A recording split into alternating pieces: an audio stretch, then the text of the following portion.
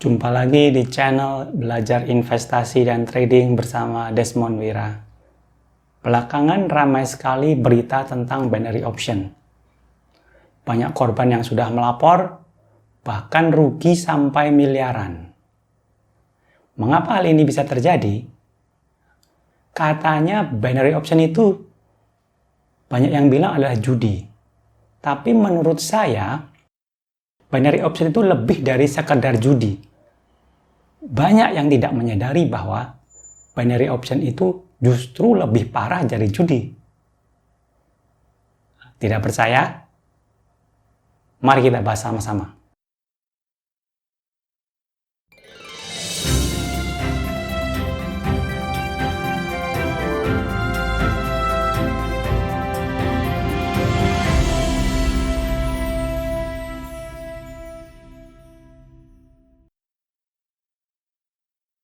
Sebelumnya mari kita bahas dulu sekilas tentang binary option.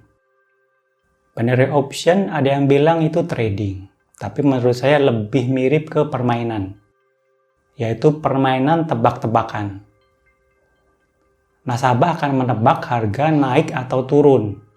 Jika naik, nasabah akan melakukan order call atau buy. Sedangkan kalau turun, nasabah memilih opsi put atau sell. Setelah itu, nasabah tidak perlu melakukan apa-apa lagi. Tidak ada pengaturan apapun seperti trading pada umumnya. Nah, hasilnya ada dua, yaitu untung atau rugi. Karena itulah binary option itu diambil dari kata bi atau binary atau biner, yaitu tentang dua hasil. Kembali ke pertanyaan, benarkah binary option lebih parah dari judi? Ada tiga hal yang akan saya bahas, yaitu yang pertama adalah mengenai risiko dan reward di dalam binary option.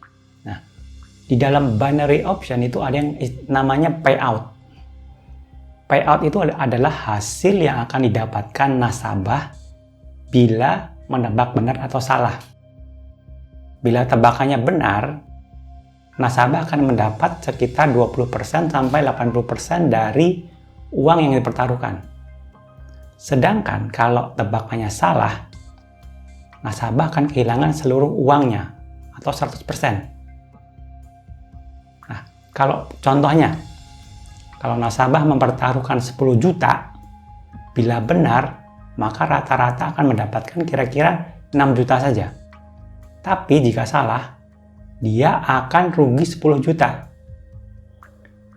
Nah, ini yang faktor yang menjadi penyebab binary option itu sangat merugikan.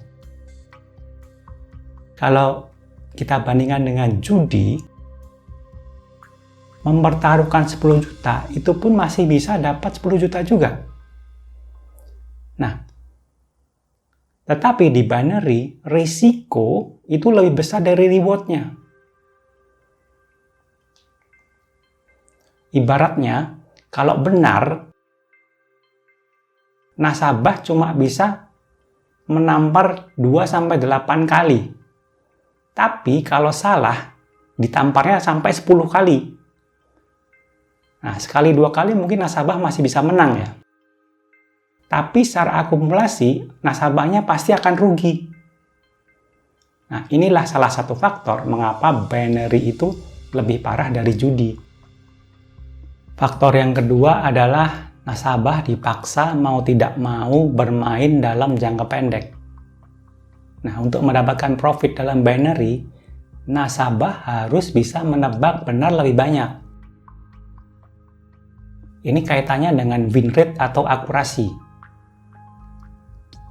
Misalnya kalau win rate 100%, yaitu akurasi 100%, dalam 100 kali permainan berarti nasabah menebak 100 kali dengan benar. Contohnya, kalau nasabah 100 kali bermain, tiap kali bermain mempertaruhkan 10 juta, setiap kali benar, sekitar mendapat profit 6 juta, Kalau salah 10 juta hangus, itu hasilnya nasabah akan mendapatkan profit 600 juta. Nah, tapi siapa sih yang bisa akurat 100%? Nah, kita hitung aja yang lebih normal saja sekitar 80%. Banyak yang berpikir bahwa menebak pergerakan arah harga itu mudah. Nah, secara psikologis, orang cenderung sangat percaya diri pada kemampuannya. Ini kalau dalam psikologi dinamakan overconfidence bias.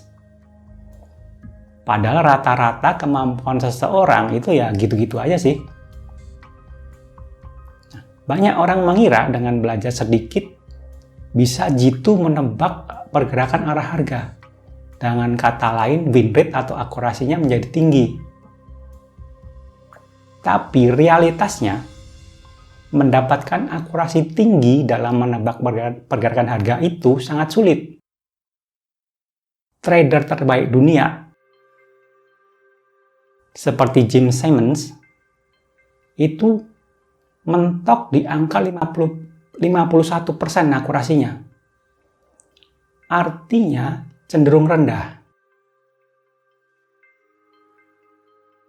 Ya, anggap saja Anda lebih hebat dari Jim Simons. Akurasi 70%. Dengan win rate 70%, ya masih bisa untung sedikit. Tapi, karena di binary, nasabahnya dipaksa untuk bermain dalam jangka pendek, yaitu ada batasan waktu beberapa menit sampai beberapa jam. Nah, ini problemnya di sini. Padahal dalam jangka pendek, itu noise lebih banyak. Lebih susah menebaknya. Nah, dengan konsekuensinya, win rate akan cenderung turun. Nah, dengan win rate 60% saja, mulai kelihatan rugi. Dengan win rate lebih rendah lagi, yaitu 50%, akumulasi rugi itu akan tambah besar.